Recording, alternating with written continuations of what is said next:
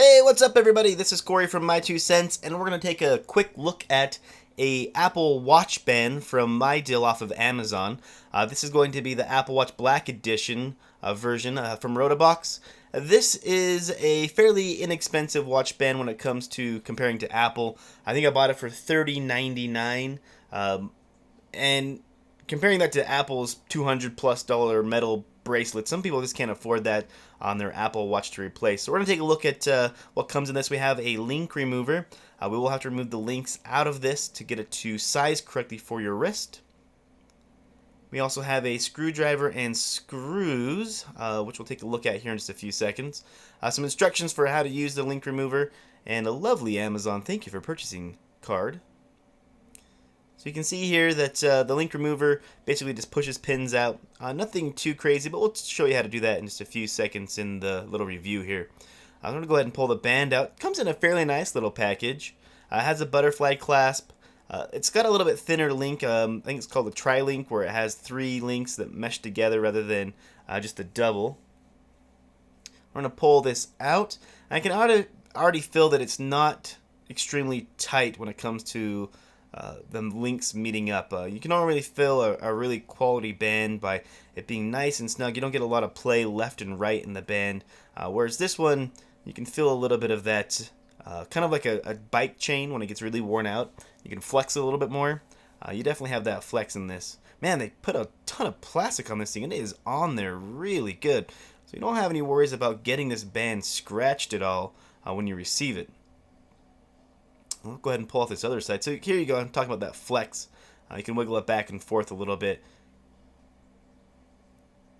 You don't get that in a lot of really expensive metal bands. I haven't seen one, under $100 where you don't get some of that flex in it. So, but all in all, it looks really nice. The black coating on it, the butterfly clasp is nice and solid as well. It's a little bit thinner, and it doesn't have the part where the buttons kind of move into the strap like you'd see on the Apple Watch. It does come with these cool little adapters on the end. These things are actually removable. That's what the 2 screws are for in the package.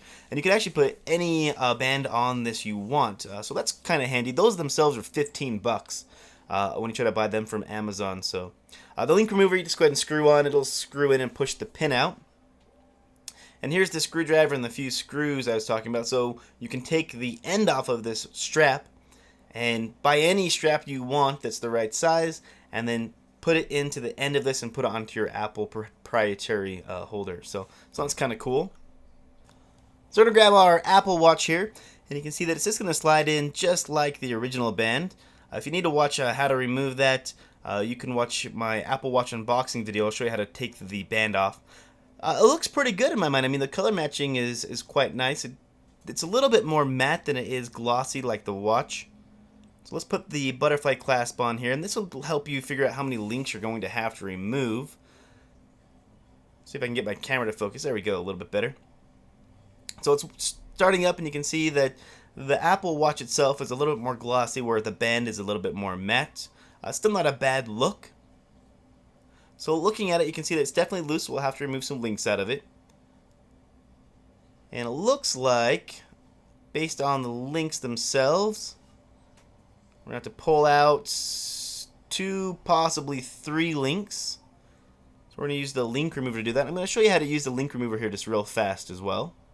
So looking at the instructions, you can see that really what you're going to do is put the link band in, use the little screw tool to push the watch core out, pull the watch core out, remove the links, and then you can use the same tool to push the new core back into the links.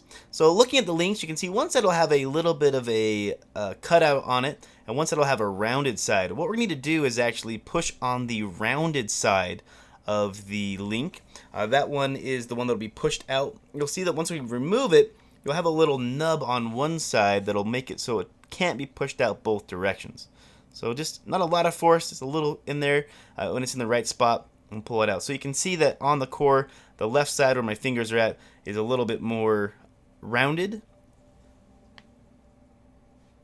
Once you have your links removed, you can go ahead and insert the watch end and the separate link together. Put the rounded edge of the pin in first.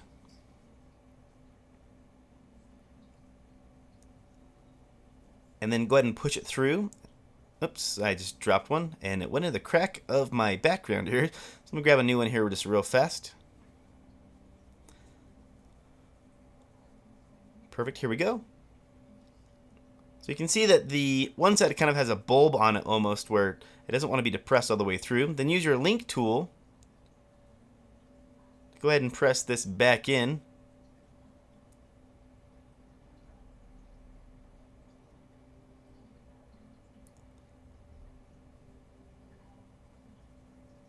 There we go. Once you have it in, you can give it a little tweak here and make sure it's going to move again for you.